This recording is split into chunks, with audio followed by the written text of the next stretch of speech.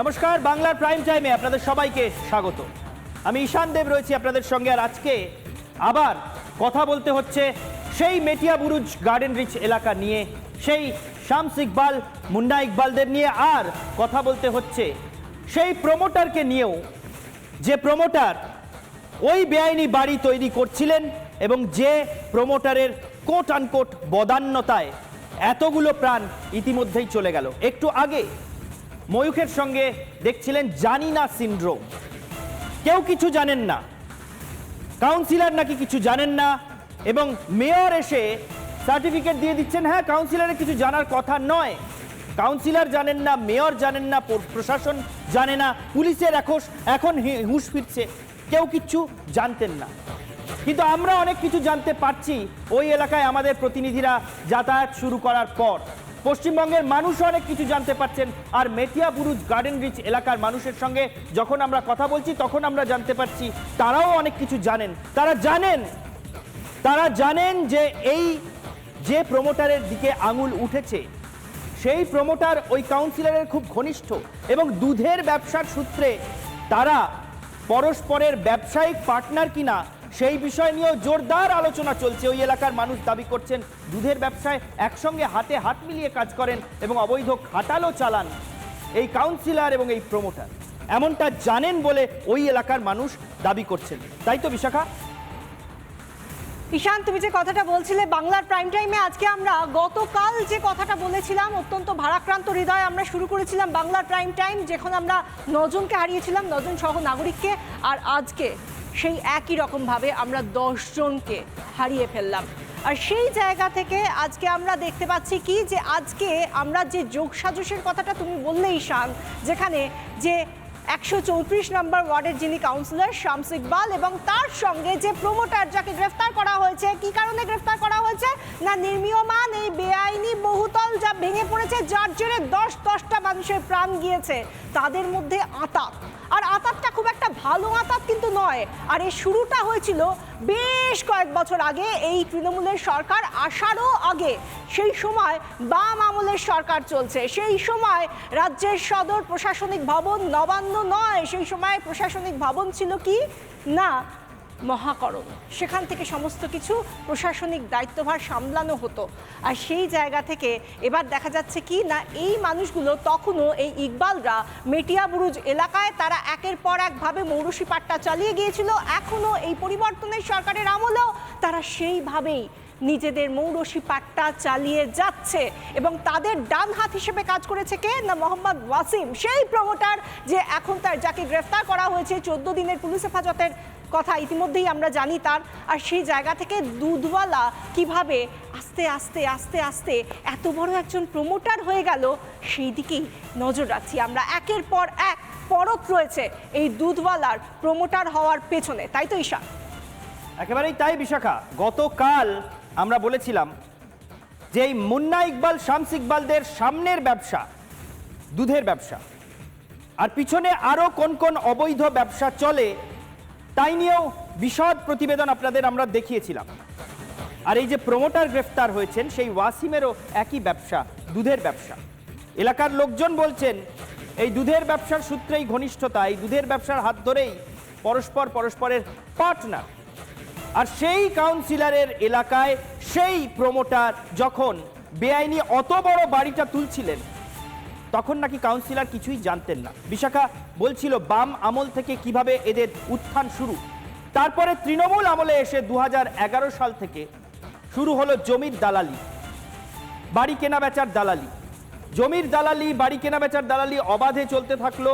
দুপক্ষের কাছ থেকেই নাকি এই বীরপুঙ্গব প্রমোটার তিনি দুপক্ষের কাছ থেকেই নাকি কমিশন আদায় করতেন, এবং শুধু কমিশন আদায় করতেন তাই নয়, তারপর সেখানে প্রমোটিং শুরু হলো। একের পর এক বেআইনি বাড়ি উঠতে শুরু করলো। 3 ফুট রাস্তা আছে কি নেই ঠিক নেই, সেখানে 6তলা বাড়ি উঠে যাচ্ছে। কোন জমিতে বাড়ি উঠছে তার সুনির্দিষ্ট দলিল আছে কিনা, সেটা জলাভূমি ছিল কিনা, কোনো কাগজপত্র কোনো কিছুই নাকি দরকার হতো না। এবং এইভাবে সমস্ত রকম বেআইনি কার্যকলাপ করে পরপর একের পর এক বহুতল ফ্ল্যাট তুলতে তুলতে তুলতে আজকে এইরকম কোটি কোটির ব্যবসা এরকমভাবে ফুলে ফেঁপে ওঠা।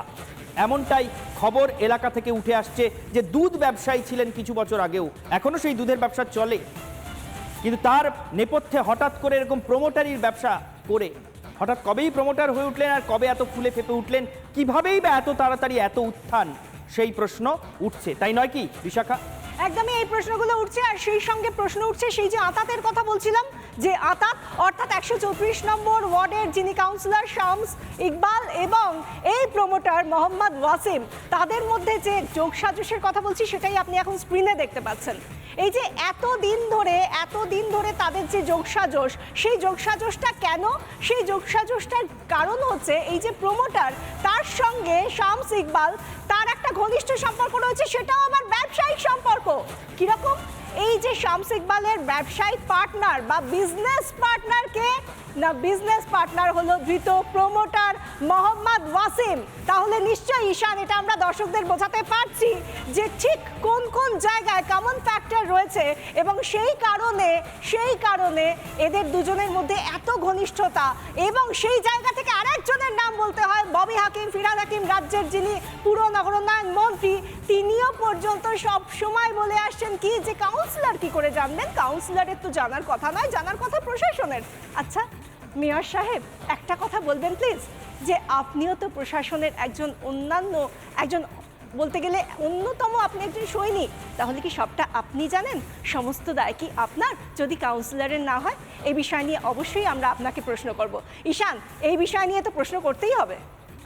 এই বিষয় নিয়ে প্রশ্ন তো করতেই হবে বিশাখা। আসলে যেমনটা তুমি প্রশ্ন করছিলে বিশাখা, যে আমরা নিশ্চয়ই দর্শকদের সবটা বোঝাতে পারছি, আসলে দর্শক সব বুঝতে পারছেন, আসলে পশ্চিমবঙ্গের মানুষ বুঝতে পারছেন, ওই মেটিয়া বুরুজ গার্ডেন রিচের মানুষ বুঝতে পারছেন, সকলে সব বুঝতে পারছেন, শুধু মেয়র ফিরহাদ হাকিম কিছু বুঝতে পারছেন না।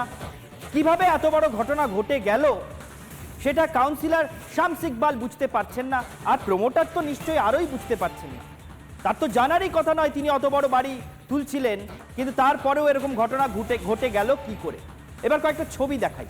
একটা খাটালের ছবি দেখতে পাচ্ছি, একেবারে ঘন জনবসতিপূর্ণ এলাকায় এবং পৌর এলাকা, মিউনিসিপ্যাল টাউন, সেইখানে এইভাবে রমরমা খাটাল চলছে। দুধের ব্যবসার কথা বলছিলাম একটু আগে। 134 নম্বর ওয়ার্ডের কাউন্সিলর শামস ইকবাল বা তার আগে তার বাবা মুন্না ইকবাল এবং এই গ্রেফতার হওয়া প্রমোটার ওয়াসিম, এরা ওই এলাকার দাপুটে লোক, তারা দুধের ব্যবসা করেন, ফলে এলাকায় খাটাল তো চলতে দিতেই হবে। যে খাটালের ছবি এই মুহূর্তে দেখাচ্ছি, এই খাটালটা 134 নম্বর ওয়ার্ডের নয়, 134 নম্বর ওয়ার্ডের সীমানা ছেড়ে 5 মিনিট এগোলেই মহেশতলা পুরসভার এলাকা পড়ছে এবং সেখানে দেখতে পাচ্ছেন ঘন জনবসতিপূর্ণ এলাকায় এরকম খাটাল চলছে। পৌর আইন যতদূর জানা যায় তাতে ঘন জনবসতিপূর্ণ এলাকায় এরকম ঘিঞ্জি জায়গা যেখানে এত লোকজন বাস করেন, তার মাঝে এরকম মিউনিসিপ্যাল টাউনে খাটাল চালানোর নিয়ম নেই, এটা অবৈধ, এটা বেআইনি, কিন্তু খাটাল ওখানে চলছে। খাটাল ওখানে শুধু চলছে না, এলাকা থেকে অভিযোগ আসছে 134 নম্বর ওয়ার্ডের মধ্যেও দীর্ঘদিন এই অবৈধ খাটাল রমরমিয়ে চালিয়ে গিয়েছেন ইকবালের পরিবার এবং এই ওয়াসিমরা। যদিও সেই খাটাল পর্যন্ত পৌঁছতে আমাদের প্রতিনিধিকে বারবার বাধা দেওয়া হয়েছে, ঠিক যেমন আজ সকাল থেকে রিপাবলিক বাংলার প্রতিনিধিরা যারা ওখানে ছিলেন তাদের অনেককেই বাধা পেতে হয়েছে ওই ধ্বংসস্তূপে যে উদ্ধার কাজ চলছে তার ছবি তুলতে। কারণ রিপাবলিক বাংলার ক্যামেরার সামনে যদি এই ছবি চলে আসে তাহলে অনেক অসুবিধা হয়, কিন্তু আশেপাশে অবৈধ খাটাল যে চলছে সেই ছবি আসছে। কেন চলছে তার কারণটা বোধহয় এই ছবিতে বুঝতে পারছেন। বারবার অস্বীকার করছিলেন না যে এই প্রমোটারের সঙ্গে কোনো সম্পর্ক নেই, এই প্রমোটার কি করছিলেন ওনারা জানেন না, কিন্তু কাউন্সিলর আর প্রমোটারের ঘনিষ্ঠ ছবিগুলো দেখুন,